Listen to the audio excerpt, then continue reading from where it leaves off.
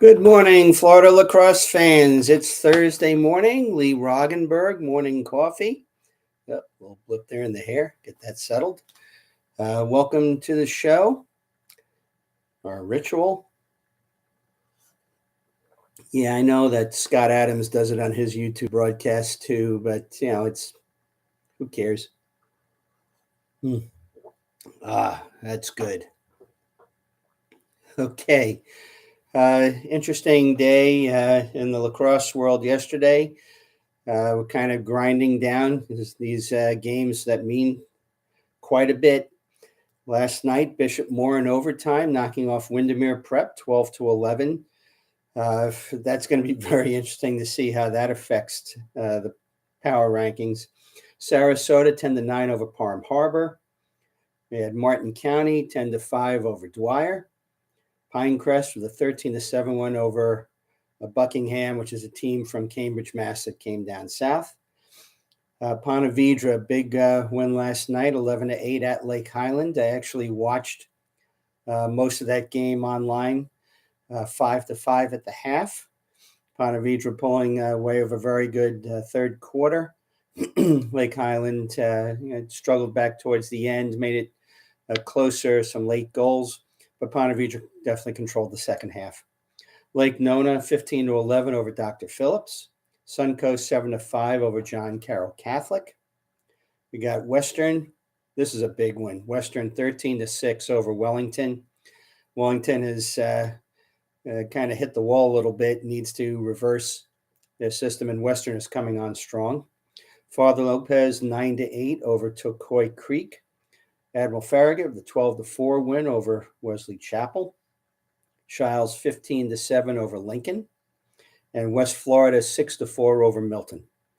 Easy winners last night: University School, Mitchell, Cocoa Beach, Steinbrenner, Bowles, Immokalee, Winter Springs, Bishop Verot, Gulliver Prep, Newsom, and Lake Howell. On the girls' side last night, first of all, we missed an important score on Tuesday, and Coach Whittington reminded me in an email. Thanks, Mitch. Haggerty 9-8 over Bishop Moore on Tuesday. Again, a very big win when it comes to seedings and rankings. On yesterday, South Fork, big win, 15-9 over Palm Beach Central. Congrats to South Fork. That's a huge win for them. Spanish River 9-2 over Park Vista. Pasco 12-10 over Wesley Chapel. We have St. Thomas, a big win, 19-11 at Benjamin. Congrats to them. Seminole, the 10-8 win over West Boca. West Florida, 12-11 over Milton. Jensen Beach, big win, 9-8 over Oxbridge as they continue their quest for a top 10 ranking. And in the defensive struggle of the night, Oviedo, 21-20 over Vieira. You've got to love games like that, as long as you're not writing up the game recap. We're trying to keep all the statistics of that game at the scorers table. Easy winners last night: Windermere Prep, Plant, Pensacola Catholic, Newsom, Apopka, Ponte Vedra, Celebration, Boca Raton, Holy Trinity, Manatee, and West Shore. On the college scene last night, the Stetson women hosted Gainesville, Florida, and the Gators won comfortably 19-5. Emma Lopinto, 4 goals, 3 assists. Martin County's Sage Rowe, 2 goals for Stetson in the loss. Florida Tech men beat Colorado Mesa 16-15. Zach Rosgagne, 4 goals and 2 assists in the win. St. Leo men beat Newbury 19-12. Tyler Eames, 5 goals, 2 assists. Tyler has now produced 3 straight 7-point games. He was named to the USILA Team of the Week for last week, and now he starts out this week with another 7 points. That's at the D2 college level. That is quite the achievement. Congratulations to you, Tyler. Providence grad Guy Bistro of 2 goals, 3 assists, and Montverde's Justin Williams, 3 goals and 1 assist for St. Leo, also in the win. Embry-Riddle women beat Lee 10-8. Murphy McDonald with 4 goals in the win. And the Lynn women beat Fort Lewis 21-5. St. John Paul grad Danielle Farinas, 4 goals and 2 assists. Sydney Hill, 3 goals and 5 assists in the win for Lynn. It's going to be very interesting to see how the Lynn women perform in the conference as the conference games get ramped up. Even though they're undefeated, they still haven't cracked the top 25 in the IWLCA. And part of that, obviously, is that the out-of-conference schedule is, a little on the weaker side. But, obviously, now the conference games are going to be starting, and we'll really see. It'll be interesting to see how the Lynn women translate into the conference schedule. Kaiser men will be playing Tennessee Wesleyan tonight, and the Kaiser women are playing Montreat up in North Carolina. MCLA polls came out, Division I. Gainesville, University of Florida, number 5. Florida State, 23.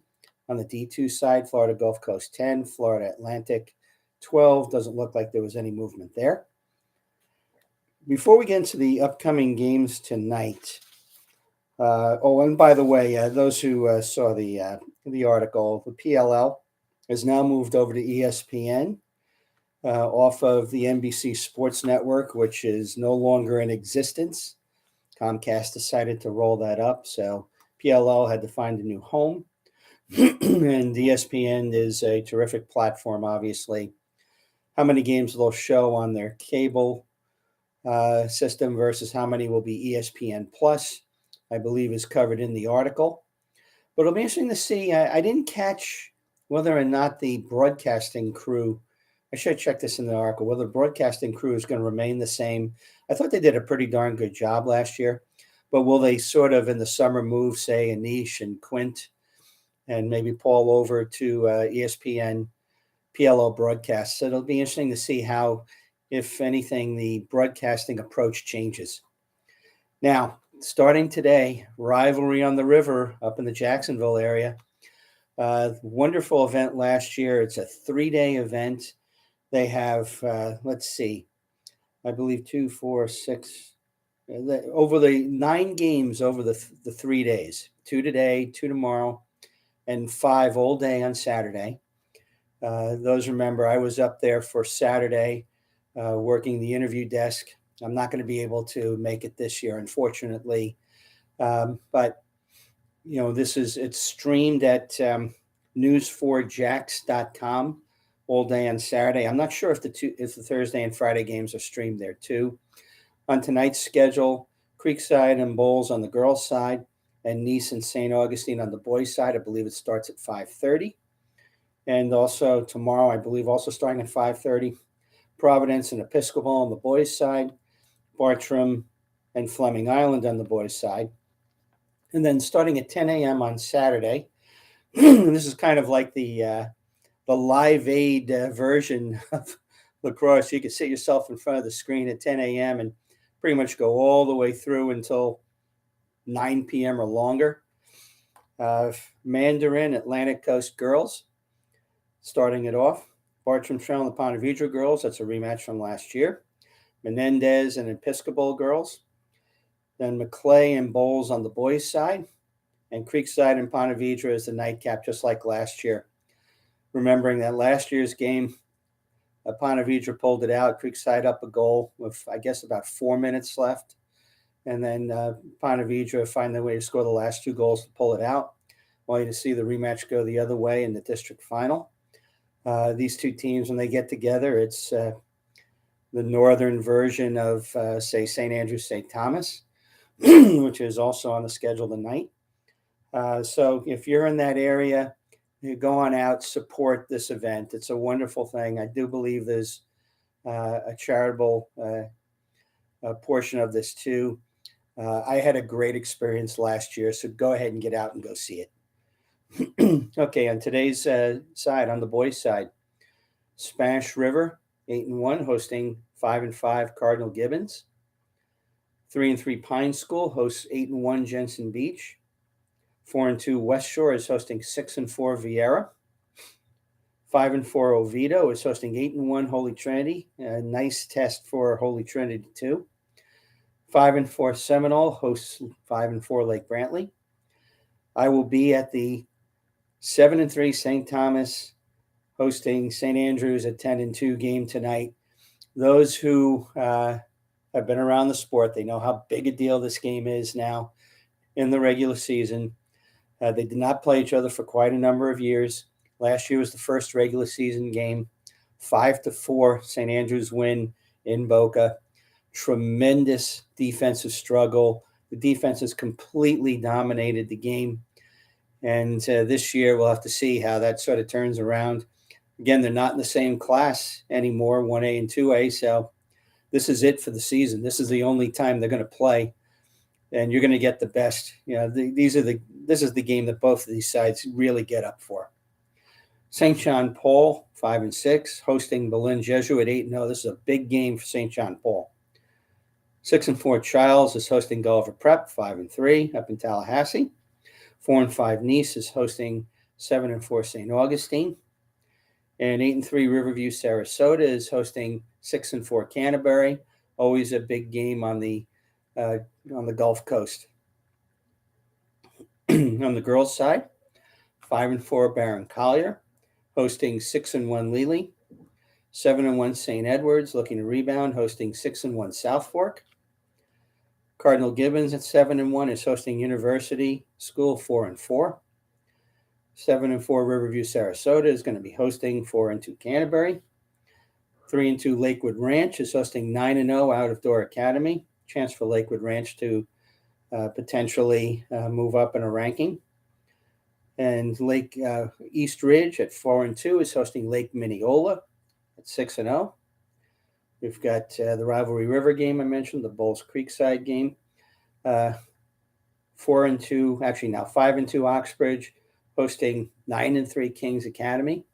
Kings Academy looking to solidify their at-large bid. 8-1 Benjamin is now 8-2, hosting now 8-2 Palm Beach Central. This is all of a sudden a big game for Palm Beach Central. 6-3 Winter Springs, hosting 7-4 Lake Mary. 7-2 Episcopal and Nice in the rivalry game. And 9-0 Boone is hosting 5-4 Winter Park, the Orlando area. I've sent the information up to Orlando. We're hoping to tape our third session pretty soon. Those of you who haven't caught it yet, on varsitysportsnetwork.org. It's an internet broadcast, 6 p.m. tonight. You'll be able to see the complete show. All the technical glitch of the first night is over. So go ahead and watch it. It's the boys' recap. Hoping to get the girls up shortly. varsitysportsnetwork.org. 6 p.m. tonight, and you'll be able to see the boys' show on the brackets, the first look. Okay? If you're like me and you're getting out to a game tonight, hashtag TAFTAG, take a friend to a game, enjoy yourselves, grow the game, lay off the refs. If you haven't already done so, please subscribe to the channel. Urge others to do so. Like the video. This is Lee Roggenberg, Florida Lacrosse News, saying so long from the Sunshine State.